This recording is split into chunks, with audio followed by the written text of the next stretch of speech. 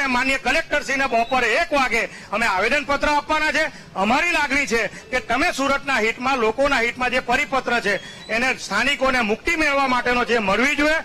મંગળવારે અમે માન્ય એમપી શ્રી, ધારાસભ્યશ્રી, મેયરશ્રી, જિલ્લા પંચાયતના અમે પદાધિકારીઓને અમે ગુલાબના રૂપમાં, આવેદનપત્રના રૂપમાં લોકોના હિતમાં તમે જોડાઓ। બિન રાજકીય રીતે કોઈ પણ રાજકીય સ્વાર્થ વિના આંદોલન આગળ વધારવાના છે।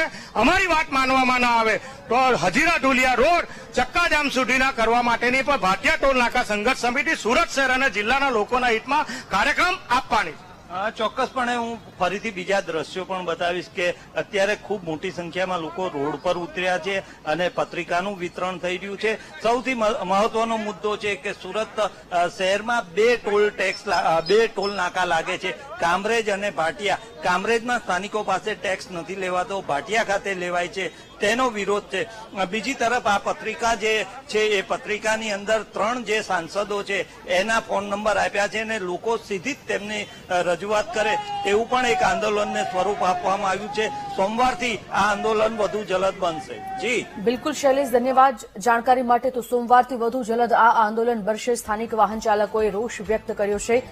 ટોલ ટેક્સ નહીં રોકવામાં આવે તો મોટું આંદોલન કરશે તેવું જણાવી રહ્યા છે।